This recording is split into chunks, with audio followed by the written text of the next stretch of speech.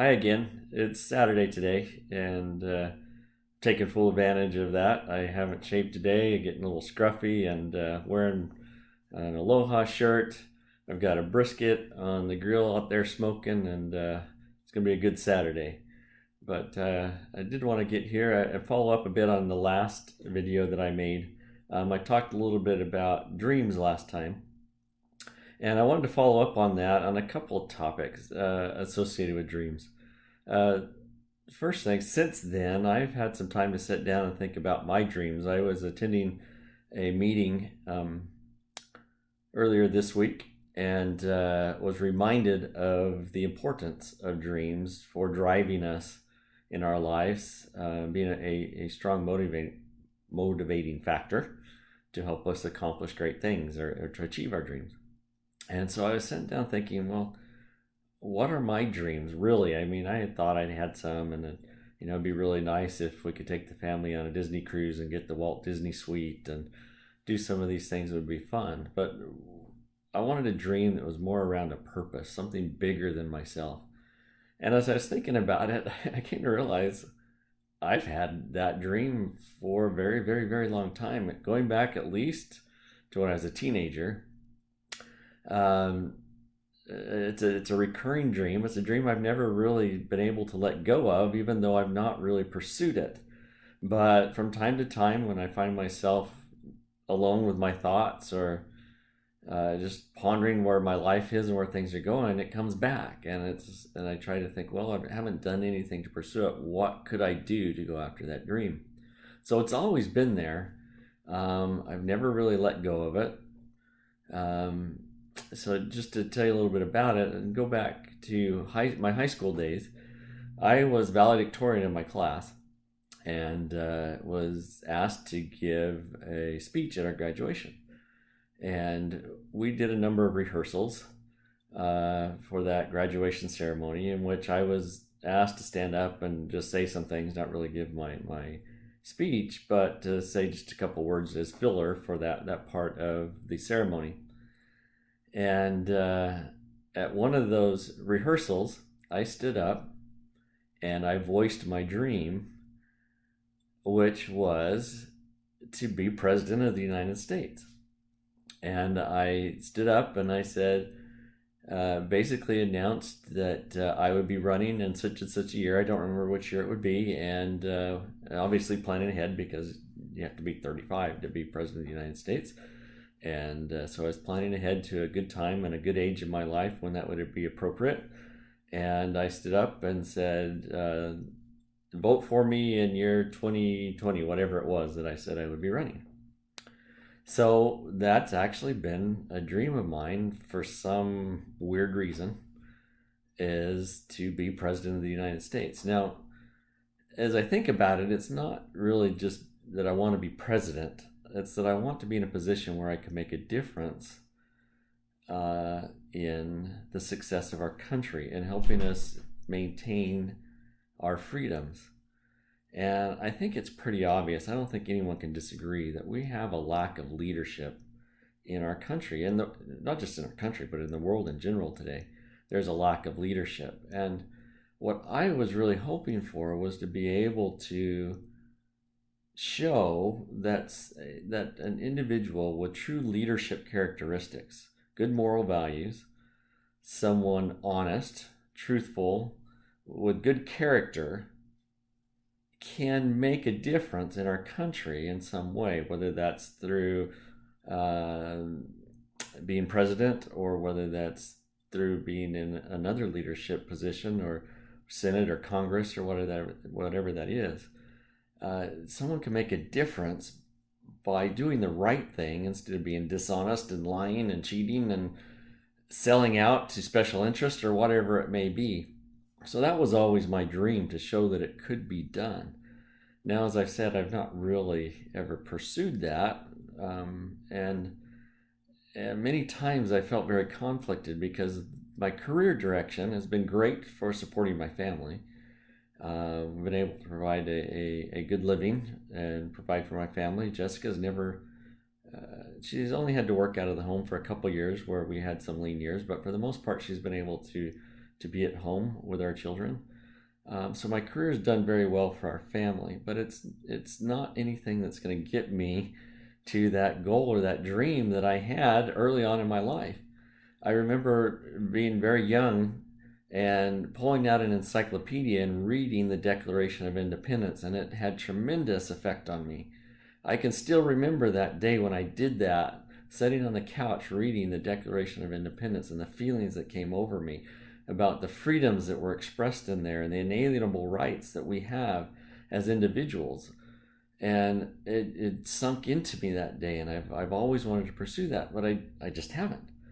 And as I mentioned, from time to time, this will come back, and I'll think, well, what can I do? How can I start to go down that road? And I'll think, well, maybe I should try to run for Congress, or maybe I should do this or that. And I have never done it. And well, earlier this year, I think I've mentioned multiple times now that Jessica and I were introduced to a company, a movement. I'll call it a movement. It's called Life Leadership. And at the time when we were introduced to it, I looked at it mostly as a way to help us get our finances in order. But as I got into it more and more, it started working on me subconsciously that this actually provides an opportunity for me to go after much more than just better finances. This actually provides for me an opportunity to go after what I always had been hoping to do in making a bigger difference in our community and in our nation, because it's teaching me principles of leadership. It's helping me invest back in myself. It's helping me become better. I always knew that I needed to learn a lot more and I needed to develop before I could be in a position to make a difference in our community or in the state or in the nation at large. And I think it's actually a very good thing that I haven't pursued any opportunities up to this point, because I wasn't ready, and I'm not ready today. But I have finally been introduced to a program that is inspiring me and motivating me to do the learning and the development, the personal development and the leadership development that I need to do to be in a position where maybe I can make a difference.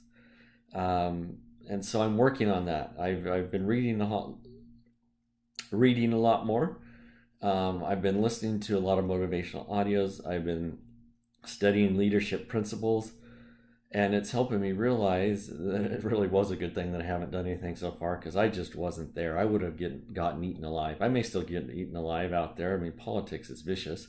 That's another thing that's really concerned me, is it's just vicious out there in politics, and I'm very hesitant to put my family through that.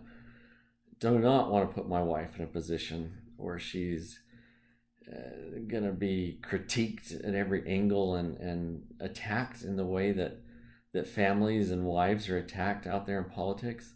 But I still want to find a way to make a difference. And to do that, I need to become better.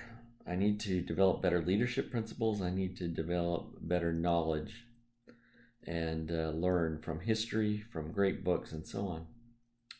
And so I'm so grateful to have gotten involved in Life Leadership, because it is giving me the materials, the sources, and the motivation that I need to do so. But it's also given me a community that I can be involved in that wants the same things. It wants to preserve freedoms. It wants to reestablish freedoms. Wants to protect freedoms. It's a great community to associate with. And I would just invite you. I know I've invited people through these videos, but this is just an amazing opportunity. It's so much bigger than me. It's so much bigger than finances. It's so much bigger than any individual. There is a movement going on that you can be part of that wants to reestablish freedoms and bring back our freedoms in this country. What disappoints me so much is listening to all of the discourse and the arguments and the contention going on in our country today, as the Democrats fight the Republicans and the liberals fight the conservatives and the right fights the left. There's so much common ground that gets missed in all of this arguing and all of this contention going on, because I truly believe when you get down to the basics of it, that the majority of us just want our country to be great. We want our country to be great. We want our personal freedoms, and we want to be able to pursue success and pursue our dreams. And all of the arguing and bickering, going back and forth, the fight from the right and the left is just a distraction. And it's very frustrating because it's pitting friends against friends and neighbors against neighbors and family members against family members. And it is not productive. And there's so much a better way to do this than the way it's being done in our country today. And what really concerns me, and my eyes have been opened through some of the reading that I've been doing and some listening that I've been doing, that this distraction, and I call it indirection, that is being used by those in power. They're using this indirection of having the Republicans fight the Democrats and the right fight the left and liberals fight conservatives. They're using it as indirection because it keeps us distracted from what the real problem is. The real problem is not that somebody's trying to establish socialism in this country, or that someone's trying to establish neoconservatism. That is not the issue that's being shoved down our throats and constantly put in front of us as the argument, because it's a distraction, it's an indirection. The true issue that's going on in our country today is that our freedoms are slowly eroding because those in power are trying to once again establish an aristocracy. And they do it whether it's Republicans in charge. Republicans are building up bigger and larger corporations and giving more and more power to corporations, which make us more and more dependent on corporations for our employment, for our well-being, for us to be able to provide for and support ourselves. We become more and more dependent on large corporations, losing our freedoms that way. Or whether the Democrats are in charge and pushing larger and larger government, bigger government programs, which leads to more dependency on the government. Either way, whether we're dependent on the government or we're dependent on large corporations, our freedoms are eroding. And it's just a tug of war back and forth that's being used by those in power to keep us distracted, to build it. Either bigger corporations or bigger government both take away our freedoms, and they just pull them both going one way, one getting stronger during the 4 or 8 years while one's in charge, and then the other getting stronger, and it just keeps going back and forth as our freedoms erode. So there's a better way, and I highly recommend getting involved in the life leadership community, because we just want to reestablish our freedoms. And whether you're coming from the left or from the right, or you're a Democrat or Republican, we're looking for people that want to learn leadership principles so that we can establish leaders in this country again. And by building up leaders, we can regain our freedoms. We want to build up a community of individuals that have the leadership qualities, that are statesmen, very much like the founding fathers of our country, who also came from varying backgrounds and varying opinions, but were here when history needed them to form what has become the greatest nation to ever exist on the face of this earth.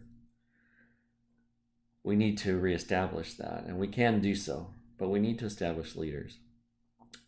And I found a great program helping me develop leadership principles, and I know it can help you as well. So I highly encourage you to get involved. It's a great community. Again, we're fighting for that thing which I think most people want. They want their freedoms back. They want the freedom to pursue their dreams, to pursue their own success, to pursue happiness within their own families and with their own sphere. So again, one of the things I realized I needed to do if I wanted to pursue this dream of mine to make a difference in our nation, I needed to increase my sphere of influence. My sphere of influence is very, very, very small. But I thank those 2 or 3 of you who listen, because maybe I can make a difference in 1 or 2 people's lives uh, by doing this. But I do need to increase my sphere of influence. And I saw this life leadership community as a way to begin to do that. And whether I realized that right off the bat, that was in the back of my mind as soon as I heard about this program, about this organization, was that this was a way to get involved, to meet people, to network with people, and to begin to grow my sphere of influence and build up some influence through grassroots efforts. And so I'm committed to this to try to actually live a portion of that dream that I've had since I was in high school, to some way make a difference in this country, by bringing back and protecting our freedoms, protecting the rights of all individuals, as the Declaration mentions, that these inalienable rights that are granted not by a government, but they're granted by our Creator. An interesting thing, as I mentioned, I've been reading a lot lately. After I'd been sitting there thinking about, well, what is my dream? And I remember that's my dream, and it keeps coming back over and over again. I was actually reading in a book this week, after coming to that conclusion. Actually, the day after I had realized that again, I was reading, and the book was telling a story about Will Smith and the amazing things he's been able to accomplish because of his dream and his vision that he established when he was a teenager. He established this vision when he was a teenager of wanting to be a celebrity, of wanting to be an actor and being a very successful actor. And that drove him through his teenage years, his early adulthood, and it continues to drive him. And one thing he did is he realized as a teenager that he needed to improve. And so he started along a very similar process that I've just started just later in my life, of reading and associating with good people and reading and learning good principles. And he learned early on that his attitude and his beliefs are going to drive his success. Well, I was reading about his story, and towards the end of it, the story that was written in this book, I just want to read the last paragraph because it's very interesting. Remember, I had just come to remember and brought back to focus, and just brought it back from that back of my mind to the front, that I did have this dream where I wanted to make a difference in our country, and I had vocalized that in the past as wanting to be President of the United States. Well, here's what this last paragraph says in this story about Will Smith. One final thought from Smith. I consider myself an alchemist who took lead and made it gold. Dismally, so many people see the lead in their lives and avoid their destiny rather than turning it into gold on the success journey. Be that as it may, achievers are modern-day alchemists who convert lead into gold. Belief is what makes the difference. Smith's unyielding belief in his mission helped him succeed. And this is a quote from Will Smith.